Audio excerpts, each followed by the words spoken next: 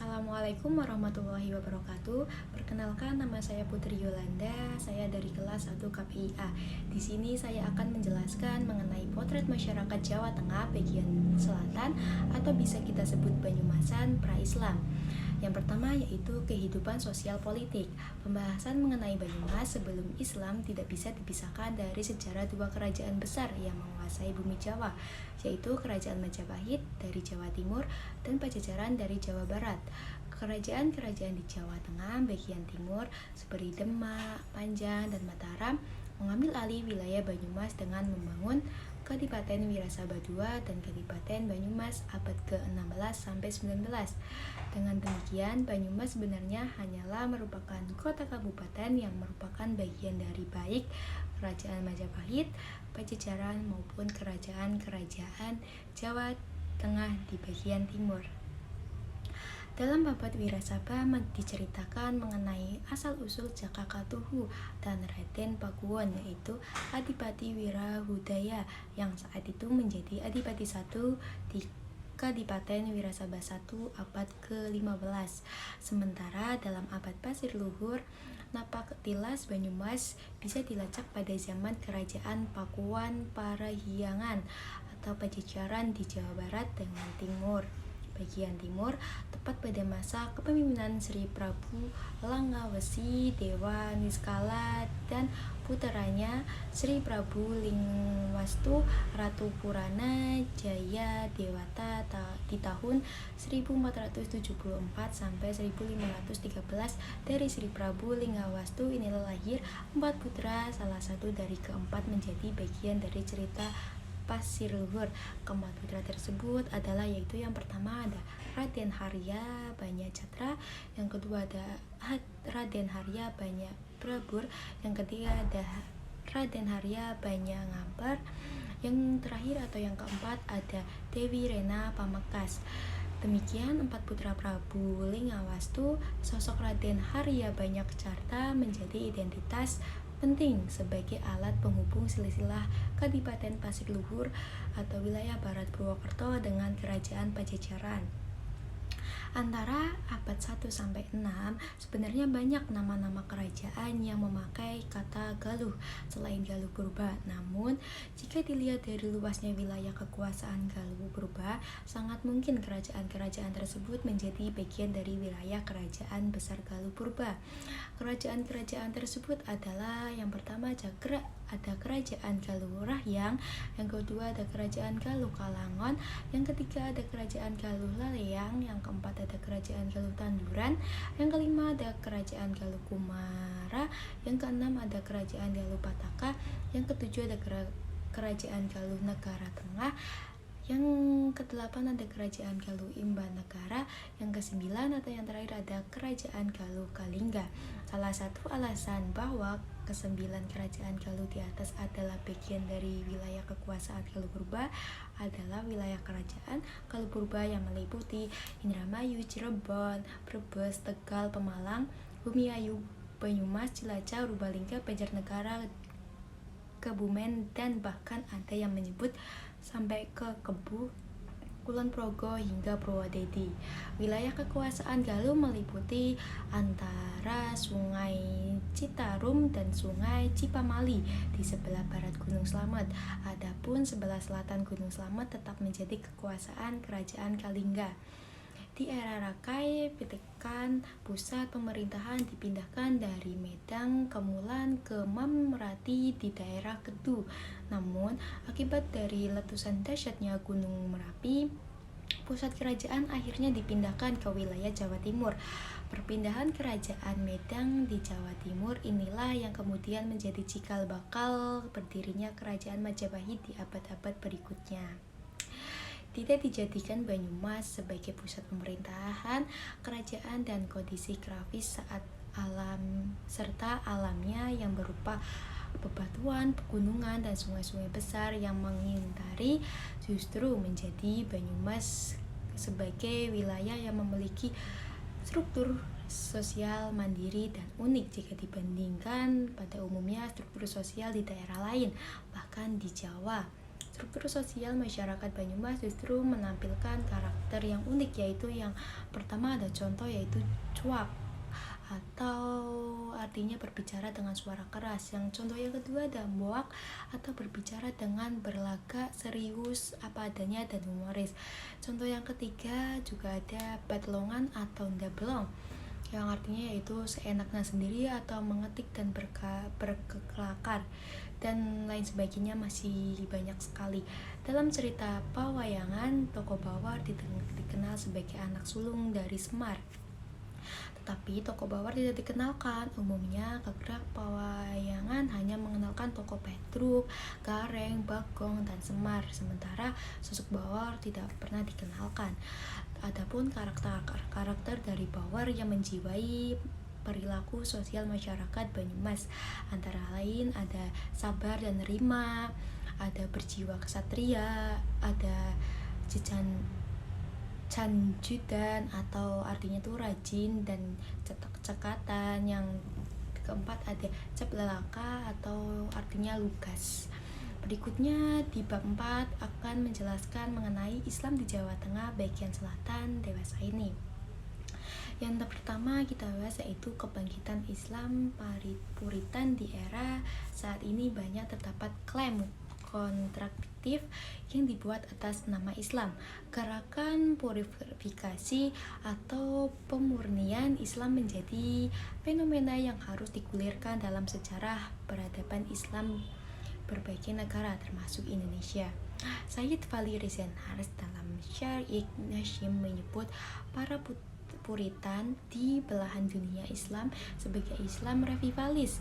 Dalam sejarah gerakan Islam Puritan global ditunjukkan oleh Ibnu Taimiyah dan Muhammad bin Abdul Wahab. Gerakan-gerakan tersebut mengobsesikan secara romantik adanya persatuan Islam atas dasar penyelenggaraan konsep teologis akan kemurnian keyakinan perketuhanan. Islam Puritan sering dianggap tidak mempertimbangkan proses asimilasi dan akulturtur adat dan kepercayaan setempat. Secara geografis, Banyumas merupakan wilayah pedalaman yang terletak di bagian barat Jawa Tengah. Daerah itu membenteng dari perbatasan Kabupaten Kebumen di sebelah timur ke arah barat sampai lembah Sungai Citandui yang berbatasan dengan daerah Jawa Barat bagian selatan. Berdasarkan pengamatan penelitian terhadap dua organisasi keislaman yang Puritan yang berkembang di wilayah ini adalah Majelis Tafsir Al-Quran atau biasa disebut MTA dan Al-Irsyad. Yang pertama kita bahas yaitu perkembangan Majelis Tafsir Al-Quran di Banyumas. Majelis Tafsir Al-Quran atau biasa yang disebut dengan MTA didirikan oleh Abdul Hafail Saputra di Solo pada 19 September 1972. Setelah sekian lama berjalan, MTA ini dipimpin oleh Ustadz Ahmad Sukina. MTA dirintis dengan tujuan mengajak masyarakat untuk kembali kepada Al-Quran. MTA selama ini mendeklarasikan dirinya untuk tidak mengikuti salah satu dari 4 mazhab yang ada karena mereka hanya ingin semua amaliyah fikih praktisnya dikembalikan serta dirujuk langsung dari Al-Quran dan hadis. Hal ini MTA dinilai tidak mengikuti pola mazhab tertentu dalam hal mengikuti konstruksi fikih. Perkembangan MTA di Jawa Tengah menyebar hingga ke daerah selatan dan Jawa Barat. Selatan dan Jawa Tengah yaitu daerah Cilacap, Banyumas, dan Kebumen. Munculnya MTA di Purwokerto berawal dari sekitar tahun 2000. Pada saat itu beberapa mahasiswa UNSUD yang berasal dari daerah Surakarta yang tentunya sudah menggabung dengan MTA di daerah masing-masing mengadakan belajar kelompok di sebuah kos-kosan dengan mempelajari brosur-brosur yang diterbitkan oleh MTA Pusat. Beralih seorang menjadi pengikut MTA tidak semata-mata karena daya tarik gerakan ini dalam hal pembinaan anggota dan rutinitas pengajian, tetapi lebih dipengaruhi oleh aktivitas di organisasi yang diikuti sebelumnya, kurang memenuhi harapan dalam aspek spiritual. Pembahasan yang kedua yaitu Al-Irsyad. Ada beberapa sudut pandang sebagai dasar analisis yang melihat organisasi Al-Irsyad.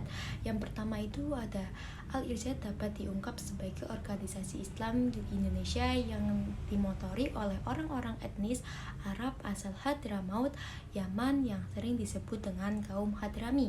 Kedua yaitu Al-Irsyad adalah organisasi Islam yang menitik beratkan pada bidang pendidikan, sosial, dan dakwah dalam gerakannya. Prinsip-prinsip pendidikan Al-Irsyad dibuat menjadi sistem sekolah yang terpisah sebagai daya dorong untuk menyebarkan masa kehadramian di antara anak-anak sekolah di Al-Irsyad. Sekolah ini dengan bebas memelihara dan mempromosikan suatu identitas. Yang kedua kita bahas yaitu selanjutnya tren Islam modern. Indonesia merupakan negerinya kaum muslim moderator. Demikian diungkapkan Abdurrahman Wahid. Sejak masa Soeharto, Indonesia sebagai negara muslim terbesar dan negara demokrasi ketiga setelah India dan Amerika Serikat diharapkan dapat memainkan peran lebih besar dengan menyebarkan Islam wasatiyah. Dengan konteks kehidupan keagamaan di Indonesia, memang pemahaman keagamaan yang muncul di tengah-tengah masyarakat Indonesia sangat beragam. Hal ini terkait dengan budaya masyarakat Indonesia yang menopangnya. Islam di Indonesia hadir dengan wajah lokal masyarakat Indonesia sehingga menjadi khas Islam Indonesia dan populernya disebut Islam Nusantara yang mengembangkan nilai rahmat bagi seluruh alam. Dari perspektif Islam menurut Dawam, pengertian civil society mengacu pada suatu integrasi umat atau masyarakat. Gambaran integrasi ini misalnya terlihat dari wujud NU dan Muhammadiyah di Indonesia. Pergerakan NU terlihat pada masa penjelang penduduk Jepang di mana NU dan Muhammadiyah bergabung bersama organisasi lain menjadi Masyumi atau Majelis Syuro Muslimin di Indonesia.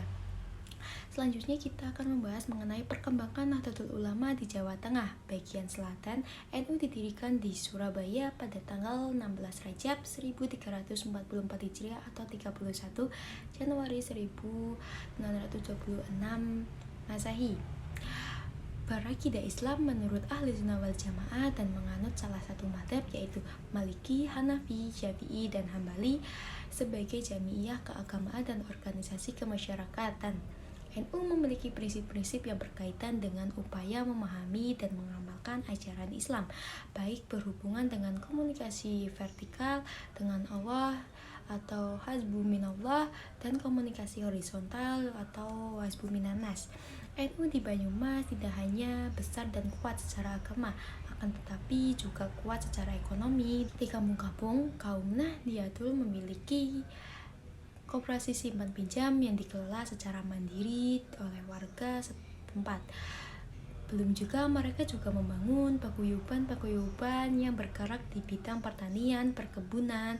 NU tidak hanya berkaitan dengan sistem dagang dan dikendalikan oleh pasar secara umum. Kekuatan ekonomi dan massa yang loyal ini membuat mereka mampu menciptakan pasar sendiri, entah itu dipergunakan untuk kemaslahatan warga NU maupun juga terbuka bagi kalangan umum. Model ekonomi inilah yang memiliki NU di Banyumas. Selanjutnya yaitu perkembangan Muhammadiyah di Jawa Tengah bagian selatan secara umum. Masyarakat Muslim Purwokerto dan Kabupaten Banyumas pertama kali mengenal Muhammadiyah adalah ketika Kiai Haji Ahmad Dahlan memberikan pengajian akbar di Masjid Agung Baitul Salam sebelah barat alun-alun Purwokerto pada tahun 1920, dan pengajian ini cukup banyak dihadirin oleh kaum muslimin di sekitar Purwokerto menjelang pengajian berakhir. Kiai Dahlan mengajak kepada hadirin supaya mendirikan Persyarikatan Muhammadiyah di Purwokerto. Berdirinya Persyarikatan Muhammadiyah di Cabang Purwokerto secara yuridis formal ialah pada tanggal 15 November 1922. Muhammadiyah Cabang Purwokerto dapat membangun langgar atau surau untuk pengajian. Pendirian langgar juga dilakukan di desa-desa. Pengajian kian hari semarak para pemuda muslim dari daerah Pasir menghadiri pengajian-pengajian di Purwokerto. Seiring berjalannya waktu, Muhammadiyah di Purwokerto di Banyumas semakin menunjukkan pertumbuhan dan perkembangannya. Bahkan pada tahun 1953, Purwokerto pernah menjadi tempat dilaksanakannya Muktamar Muhammadiyah yang ke-32. Terus selanjutnya kita membahas mengenai tren Islam liberal. Lahirnya pemikiran Islam liberal di kalangan pemikir dan intelektual Indonesia tidak dapat terlepas dari pengaruh dari para pemikir berat yang mengegas liberasi Islam. Gerakan liberasi pemikiran Islam yang akhir-akhir ini semakin marak sebenarnya lebih berunsur mengaruh internal daripada perkembangan alami dari dalam tradisi pemikiran Islam. Barton mengariskan prinsip dasar yang dipegang oleh kelompok Islam liberal, yaitu yang pertama ada pentingnya kontekstual ijtihad, yang kedua ada komunikasi terhadap rasional dan pembaruan agama, terus yang ketiga ada penerimaan terhadap pluralisme sosial dan pluralisme agama-agama. Selanjutnya ada pemisah agama dari partai politik dan dukungan negara yang non-sektarian. Dalam perspektif Islam liberal, dalam penafsiran keagamaan boleh jadi adalah produk dari kondisi-kondisi histori tertentu. Selanjutnya yaitu Islamiyah periode akhir. Islamiyah Jawa jelas tidak berjalan linear. Jika sejak Islamiyah mulai berlangsung pada abad ke-14 sampai awal abad ke-19, periode selanjutnya yaitu tahun 1830 sampai 1930 ditandai dengan meningkatnya polarisasi masyarakat Jawa. Sifat dasar kebudayaan yang terbuka mengakibatkan terjadinya keterpaduan nilai-nilai budaya Jawa dan Islam. Secara alamiah, yaitu sifat dari budaya itu pada hakikatnya terbuka untuk menerima unsur-unsur budaya lain. Karena lapangan budaya berkaitan dengan kehidupan sehari-hari, maka tidak ada budaya yang dapat tumbuh terlepas dari unsur budaya lain. Terjadinya interaksi manusia satu dengan yang lainnya memungkinkan bertemu unsur-unsur budaya yang ada dan saling mempengaruhi. Kita beralih ke pembahasan tarekat. Tarekat adalah tradisi Islam lokal yang mengakar kuat di Banyumas secara umum dan khususnya Sokaraja. Syatariah adalah tarekat yang paling terbesar dan luas di Sokaraja. Di Banyumas, Syatariah menciptakan variasi baru yang menggabungkan beberapa ajaran terkait tarekat lain seperti Rifaiyah dan Naqsabandi sampai Qadiriyah. Tarekat ini dikenal dengan nama tarekat Akmaliyah atau Kamaliyah. Berikutnya ada dua pandangan tentang asal-usul batik di Banyumas. Satu pandangan menyatakan bahwa batik berkembang sejak lama di daerah-daerah Pertika di Banyumas. Pandangan yang lain menyatakan bahwa keahlian batik ini dibawa oleh para pengikut Diponegoro yang melarikan diri ke daerah Banyumas setelah kekalahannya dalam Perang Jawa pada tahun 1830. Koperasi Batik Banyumas atau Perbain yang masuk sebagai salah satu anggota pendiri GKBI, Gabungan Koperasi Batik Indonesia, mendapatkan hak monopoli perdagangan mori dan alat-alat pembatikan. Perjalanan sejarah bangsa Indonesia kini telah diwarnai oleh mobilitas sosial sangat tinggi. Terjadi akulturasi, pencampuran budaya, dan akulturasi tarik-menarik antar budaya, sejalan dengan kemajuan teknologi dan perkembangan ilmu pengetahuan. Perkembangan yang spektakuler adalah pada teknologi komunikasi yang kemudian sangat mempengaruhi pola dakwah masa kini. Pemilihan tema dakwah yang multikulturalis adalah pilihan gerakan dakwah pesantren yang secara tidak langsung menangkap komitmen sosial untuk secara bersama-sama mengusung persoalan kemajemukan dan untuk kemaslahatan bangsa itu sendiri. Terima kasih, sekian dari saya, kurang lebihnya mohon maaf. Wassalamualaikum warahmatullahi wabarakatuh.